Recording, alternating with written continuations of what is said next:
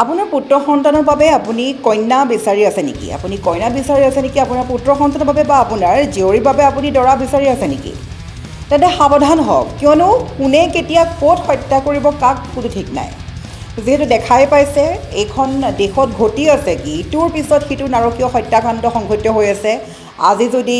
কাৰোবাক ফ্লেটত হত্যা কৰিছে, কাৰোবাক আকৌ মেঘালয় গৈ হত্যা কৰিছে, কাৰোবাক হানিমুন গৈ হত্যা কৰিছে, মুঠৰ ওপৰত ইজনে সিজনক মানুহ হত্যা কৰাত লাগিছে। যেন এয়া হত্যা কৰাৰ এক প্ৰতিযোগিতাহে উদযাপন কৰিছে, সেইবুলিয়ে আমি ক'ব লাগিব। আমি কিন্তু বাৰে বাৰে কৈছোঁ যে আপোনাৰ যদি সন্তানৰ বাবে আপুনি কইনা বিচাৰি আছে বা আপোনাৰ কন্যাক বিয়া দিবলৈ দৰা বিচাৰি আছে, তেন্তে আপুনি খুব সতৰ্ক হওক। 100 বাৰ ভাবি লওক আপোনাৰ পুত্ৰ সন্তানৰ বাবে আপুনি বোৱাৰীগৰাকী অনাৰ পূৰ্বে বা আপোনাৰ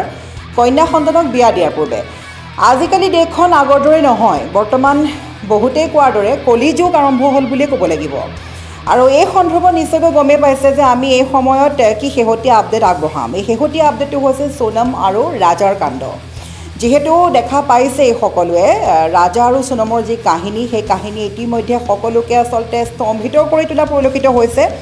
আৰু যিগৰাকী যুৱতীয়ে যিজন যুৱকৰ লগত বিবাহপাশত আবদ্ধ হৈ কেইটামান দিন পাৰ হোৱাৰ পিছতেই তেওঁলোকে হানিমুনলৈ বুলি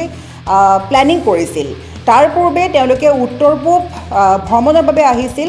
এই ক্ষেত্ৰত মা কামাখ্যাৰ আশীষ ল'বলৈ তেওঁলোকে কামাখ্যালৈ অহাৰ এক প্লেনিং কৰিছিল। আৰু তাৰ পাছতেই হঠাৎ তেওঁলোকৰ কেতিয়া সেই প্লেনিং সলনি হ'ল বা কেতিয়া তেওঁ শ্বিলঙলৈ যোৱাৰ প্লেনিং কৰিলে, সেই কথা ঘৰৰ পৰিয়ালে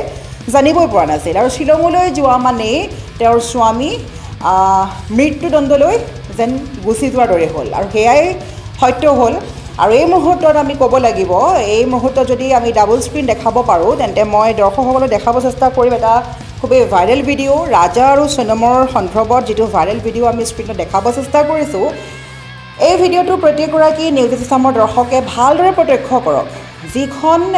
বিবাহপাশৰ এটা ভিডিঅ' দেখা পাইছে, এই ভিডিঅ'টো আন কাৰো নহয়, এই ভিডিঅ'টো হৈছে সোণম আৰু ৰাজাৰ ভিডিঅ'। আৰু বহু ইণ্টাৰনেট ব্যৱহাৰকাৰীয়ে এই কথা উল্লেখ কৰি আছে যে বিয়াখনত দেখা এই কইনাগৰাকী হৈছে সোণম, আৰু সোণমৰ মুখত যেন কোনো হাঁহি নাই, যেন তেওঁ সন্তুষ্টি নহয় এই বিবাহখনক লৈ। আৰু তাৰ পাছতেই এইগৰাকী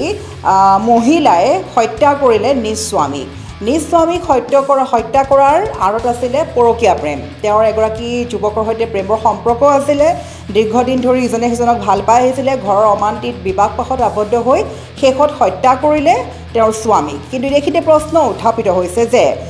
যদি যুৱতীগৰাকীৰ বিয়া হ'বলৈ মন নাছিলেই, তেন্তে বিয়া হৈছিল কিয়? বিয়া হৈ আন এক পৰিয়ালৰ এগৰাকী সন্তানক এইদৰে হত্যা কৰাটো জানো গ্ৰহণযোগ্য? আচলতে হৈছে কি, আমি বাৰে বাৰে কওঁ, এইখন দেশত হ'ব ধৰিছে কি ইটোৰ পিছত সিটো নাৰকীয় কাণ্ড। আজি যদি নম্ৰতা বৰাক হত্যা কৰিছে, কাইলৈ নম্ৰতা বৰাৰ কাণ্ডটোৰ কোনো একো উমান নোপোৱাৰ মুহূৰ্ততে আন এক হত্যাকাণ্ডই পুনৰ জোকাৰি গৈছে। এই মুহূৰ্তত আমি বাৰে বাৰে কৈছোঁ, এইটো ভিডিঅ' দেখাব চেষ্টা কৰিছোঁ আমি স্ক্ৰীণত। এই ভিডিঅ'টো ভাইৰেল হোৱাৰ কেইটামান পূৰ্বেই সোণমক গ্ৰেপ্তাৰ কৰিছিলে আৰক্ষীয়ে, গাজীপুৰৰ পৰা গ্ৰেপ্তাৰ কৰিছিলে আৰক্ষীয়ে। প্ৰথম অৱস্থাত সোণমে বাৰে বাৰে কৈছে যে মই হত্যা কৰা নাই, কিন্তু অৱশেষত সকলো ভিজুৱেলছ দেখা পোৱাৰ মাত্ৰকে ধৰা পৰিছে, CCTV কেমেৰাত বন্দী হৈছে যে কোনে কেনেকৈ কি পৰিধান কৰিছিলে, কোনে কেনেকৈ ক'ত গৈছিলে, ক'ত পোৱা গৈছে সোণমে পিন্ধি থকা সেই জেকেটটো। মেঘালয়ৰ এখন গাঁৱত পোৱা গৈছে এখন দা, যিখন দা সেই লোকসকলে ব্যৱহাৰেই কৰা নাছিল। লগতে ক'ব লাগিব সোণমৰ যিগৰাকী বয়ফ্ৰেণ্ড বা যিগৰাকী তেওঁৰ প্ৰেমিক আছিলে, সেই প্ৰেমিকগৰাকীৰ আমি ফটোগ্ৰাফ যদি সম্ভৱ হয় আমি দেখাব চেষ্টা কৰিম মই স্ক্ৰীণত। যদি সম্ভৱ হয় ভালদৰে চাওক। এইখন হৈছে সেইগৰাকী ফটোগ্ৰাফ যাৰ ফটোগ্ৰাফ হৈছে সোণমৰ প্ৰেমিকৰ ফটোগ্ৰাফ। আৰু এইজন প্ৰেমিকৰ সৈতে লগ লাগি সম্পূৰ্ণ সৰ্বমুঠ 5জন যুৱকৰ সৈতে লগ হৈ সোণমে হত্যা কৰিছিল নিজ স্বামীক। এইখিনিৰ লগতে ক'ব লাগিব যে গ্ৰেপ্তাৰ হোৱাৰ পিছতে নিজকে নিৰ্দোষী সজোৱাৰ চেষ্টা চলাইছিল সোণমে। আৰু গাজীপুৰৰ ধাবাত সোমাই কান্দি কান্দি সোণমে কৈছিল যে মই হত্যা কৰা নাই। শেষত কিন্তু সকলো ভিজুৱেল চাই পৰীক্ষণ কৰা গ'ল যে সেইগৰাকী যুৱতীয়ে হত্যা কৰিছিল নিজ স্বামীক, আৰু অৱশেষত তেওঁ আত্মসমৰ্পণো কৰিছে যে মই হত্যা কৰিছোঁ বুলি। তেওঁ আত্মসমৰ্পণ কৰাৰ পিছতেই ইটোৰ পিছত সিটো দোষী ওলাই গৈ আছে। আৰু স্বামী ৰাজা ৰঘুবংশীক হত্যাৰ ষড়যন্ত্ৰ ৰচনা কৰাৰ অভিযোগত গ্ৰেপ্তাৰ হোৱা সোণম ৰঘুবংশীয়ে দাবী কৰিছিল, যিহেতু আমি কৈছোঁৱে প্ৰথমতে যে দাবী কৰিছিলে যে তেওঁ নিৰ্দোষী বুলি। অৱশেষত সকলো ওলাই পৰিলে CCTV ভিজুৱেলছ পৰীক্ষা কৰিলে আৰু পৰীক্ষা কৰাৰ মাত্ৰকে দেখা পালে যে তেওঁৱে হয় হত্যাকাৰী তেওঁ কেৱল অকলেই নহয় তেওঁৰ লগত আন 5জনকৈ আমি সেই 5জন যুৱকৰো যদি সম্ভৱ হয় ফটোগ্ৰাফ দেখাব চেষ্টা কৰিম ভালদৰে চিনি লওক এই 5জন যুৱকে হত্যা কৰিছিল সোনমৰ স্বামী ৰাজা ৰঘুবংশী আৰু সোনমেই বুক কৰিছিল শ্বিলং যোৱাৰ টিকট যেহেতু আমি ভিডিঅ'টো আৰম্ভণিতে কৈছিলোঁ যে সোনম আৰু ৰাজায়ে যেতিয়া হানিমুন কৰিম বুলি আহিছিলে তাৰ পূৰ্বে ভাবিছিলে যে উত্তৰ পূব ভ্ৰমণ কৰোঁ মা কামাখ্যাৰ আশীষ লওঁ যিহেতু নৱদম্পতি হয় বিবাহপাশত আবদ্ধ হৈ আশীৰ্বাদ ল'বলৈ মা কামাখ্যালৈ গমন কৰি কথা আছিলে কিন্তু সকলো প্লেনিং কেঞ্চেল কৰি অৱশেষত সোনমে বুক কৰিছিলে শ্বিলঙলৈ যোৱাৰ প্লেনিং কিন্তু ৰিটাৰ্ণ টিকেট বুক কৰা নাছিলে কিয়নো এইটো যি হত্যাকাণ্ড সংঘটিত কৰিলে ইয়াৰ প্ৰি প্লেনিং বুলি ক'ব লাগিব তেওঁলোকে প্ৰি প্লেনিং আছিলে সেই হেতুকে তেওঁলোকে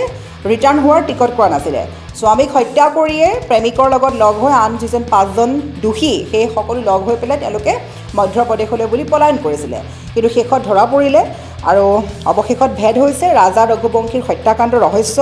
সুপাৰী কিলাৰ লগাই পত্নী সোনমেই হত্যা কৰিছিল স্বামী ৰাজাক 17 দিনৰ পিছত সোনম ৰঘুবংশী গ্ৰেপ্তাৰ হোৱাৰ পিছত এতিয়া পোহৰলৈ আহিছে ইটোৰ পিছত সিটো চাঞ্চল্যকৰ তথ্য আৰু লগতে ক'ব লাগিব যে যেহেতু গাজীপুৰ উত্তৰ প্ৰদেশৰ গাজীপুৰৰ পৰা গ্ৰেপ্তাৰ কৰা হৈছে সোনমক এখন ধাবাৰ পৰা গ্ৰেপ্তাৰ কৰিছে সোনমক আৰু গ্ৰেপ্তাৰৰ সৈতে জড়িত আমি বাৰে বাৰে কৈছোঁ 5জনক ইতিমধ্যে গ্ৰেপ্তাৰ কৰিছে আৰক্ষীয়ে আমি সম্পূৰ্ণ ফটোগ্ৰাফ দেখাই আছোঁ আৰু এটা ভিজুৱেলছ আমি দেখাব যদি সম্ভৱ হয় সোনমৰ মুখখনলৈ চাওকচোন এবাৰ ভালদৰে আমি স্ক্ৰীণত দেখাব চেষ্টা কৰিছোঁ সোনমে হত্যা কৰাৰ পিছৰ কাণ্ড এয়া তেওঁ যেন একোৱেই নাজানে তেওঁ যেন নিৰ্দোষী তেওঁ যেন দুখ লাগিছে তেওঁৰ স্বামী কোনোবাই হত্যা কৰি থৈ গ'ল তেওঁৰ দুখ লাগিছে এই ধৰণৰ নাটিকা সৃষ্টি কৰিছে এগৰাকী সোনমে সেই হেতুকে কৈছোঁ আমি এই বিশেষ বাতৰিৰ সন্দৰ্ভত আমি প্ৰত্যেকগৰাকী দৰ্শকক ক'ব চেষ্টা কৰিম যে এই ধৰণৰ কাণ্ড সংঘটিত হ'বলৈ বহু টাইমৰ প্ৰয়োজন নহয় সেই হেতুকে প্ৰত্যেকগৰাকী লোকে এতিয়া সজাগ হোৱাৰ সময় আহি পৰিছে বৰ্তমান কলিযুগ একাংশ যিসকল জ্যেষ্ঠ ব্যক্তিসকলে এতিয়াও কয় যে বৰ্তমান কলিৰ যুগ সৃষ্টি হৈছে আৰু কলিৰ যুগ সৃষ্টি হোৱাৰ বাবে আচলতে কোনে ক'ত কাক হত্যা কৰিছে কোনো ঠিক নাই সেই হেতুকে বাৰে বাৰে কৈছোঁ যে আপোনাৰ পুত্ৰ সন্তানৰ বাবে যদি আপুনি কইনা বিচাৰি আছে ছোৱালী বিচাৰি আছে বা আপোনাৰ ছোৱালীৰ বাবে ল'ৰা বিচাৰি আছে তেনে আপুনি বাৰ পৰীক্ষা কৰক তেওঁ আগতে পৰকীয়া প্ৰেম আছিল নেকি বা তেওঁৰ কাৰোবাৰ লগত প্ৰেমৰ সম্পৰ্কত আছিল নেকি বৰ্তমান আছে নেকি বা প্ৰেমৰ সম্পৰ্ক তেওঁলোকৰ চলি আছে নেকি এই ধৰণৰ সকলো খবৰ ৰাখক অন্যথা কোনে কাক ক'ত হত্যা কৰিব ঠিক নাই কিয়নো সোনম আৰু ৰাজাৰ যিটো কাহিনী আছিলে ঘৰৰ অমান্তিত বিয়া পাতিছিলে সোনমৰ ইতিমধ্যে প্ৰেমিক আছিলে ৰাজ আৰু প্ৰেমিকৰ সৈতে লগ হৈ তেওঁলোকে এটা প্লেনিং কৰিলে শ্বিলং যাওঁ আৰু খুব সুন্দৰভাৱেৰে নতুনকৈ বিবাহ সাপেক্ষত আবদ্ধ হৈ ৰাজায়ো খুব সপোন দেখি নিজৰ পত্নীৰ সৈতে হানিমুন যাওঁ বুলি ভিডিঅ' আপলোড কৰিছিলে খুব এটা ফূৰ্তি মনেৰে আৰম্ভ কৰিছিল তেওঁলোকৰ যাত্ৰা কিন্তু ৰাজাই হয়তো জানিবই পৰা নাছিল যে তেওঁৰ পত্নী কিমান চতুৰ আছিল কিমান আচলতে এগৰাকী মহিলা বুলি ক'বলৈ লাজ লাগে আচলতে এই ধৰণৰ মহিলাক কিন্তু এইখিনিতে ক'ব লাগিব যে ৰাজা কিয় হত্যা কৰিলে তেওঁৰ যদি থাকিবলৈ মন নাছিল তেওঁ ডিভোৰ্চৰ ব্যৱস্থা ল'ব লাগিছিলে বা তেওঁ বিয়াখনত বহিবই নালাগিছিলে কিন্তু আন এটা পৰিয়ালৰ এজন নিৰ্দোষী পুত্ৰ সন্তানক এইদৰে হত্যা কৰাটো কিমান যুক্তিসংগত তাৰ বাবে এতিয়া সেই পৰিয়ালটোত কি হৈছে মাতৃৰ কি হৈছে পিতৃৰ কি হৈছে বা আন লোকসকলৰ কি হৈছে তেওঁ প্ৰেমিকৰ বাবে তেওঁ এইদৰে হত্যা কৰিলে কিন্তু শেষত কি ফল পালে কিমান আচলতে নিষ্ঠুৰ হ'বলৈ গৈ আছে মানুহবোৰ আমি বাৰে বাৰে কৈছোঁ মানুহৰ মনবোৰ এতিয়া ঘিণ লগাৰ দৰে হৈছে নিষ্ঠুৰ হৈ পৰিছে আজি কেৱল এয়াৰ প্ৰথম কাণ্ড নহয় দিনটোত আমালৈ এনেকুৱা ধৰণৰ বহু খবৰ আহে ইটোৰ পিছত সিটো খবৰ পোৱা যায় আজি যদি কাৰোবাক হত্যা কৰিছে আন কাৰোবাক কেতিয়াবা হত্যা কৰিছে মুঠৰ ওপৰত এইখন দেশখন এতিয়া সম্পূৰ্ণৰূপে বেয়ালৈ গতি কৰিছে আৰু সেই হেতুকে আজি আমি যিটো দেখাই আছোঁ ভিজুৱেলছ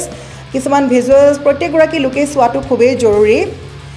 যাৰ বাবে নিজৰ সন্তানক বা নিজৰ কন্যাক যাতে হেৰুৱাবলগীয়া নহয় প্ৰত্যেকগৰাকী পিতৃ মাতৃ সজাগ হওক আৰু এইদৰে যাতে সোনম আৰু ৰাজাৰ দৰে যে দ্বিতীয় কাণ্ড সংঘটিত নহয় তাৰ বাবে প্ৰত্যেকগৰাকী লোকেই সজাগ হোৱাৰ সময় আহি পৰিছে আৰু এই মুহূৰ্তত আমি যদি সম্ভৱ হয় পুনৰবাৰ সোনম অৰ্থাৎ হত্যাকাৰী সোনম যিগৰাকী সোনম অতিকৈ এগৰাকী দোষী অভিযুক্ত সেই সোনমৰ এটা যি ভিজুৱেলছ আমাৰ হাতত আহি পৰিছে খুব মন মাৰি তেওঁ এটা যি নাটিকা ৰচিছে সেই নাটিকা যদি আমি ফুল স্ক্ৰীনৰ মাধ্যমত দেখাবলৈ পাৰোঁ তেন্তে দৰ্শকসকলে চাই নিশ্চয় গম পাব অভিনয়ৰ আঁৰৰ এগৰাকী অভিনেত্ৰী এগৰাকী মুখা পিন্ধা অভিনেত্ৰী কিমান সুন্দৰ অভিনয় কৰিব পাৰে সোনমে এবাৰ চাই লওক সেই ভিডিঅ' ক্লিপ आप देखिए किधर से आए इधर इधर से किधर से अच्छा पहले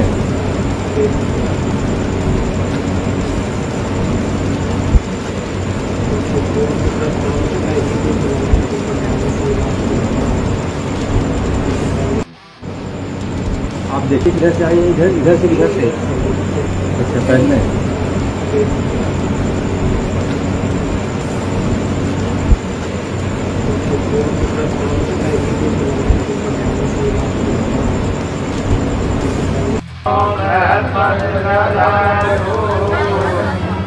थोड़ी 5 बार और यहाँ से जहाँ धागा है ना, धागा यहाँ से, हाँ हल्का कम करो, हाँ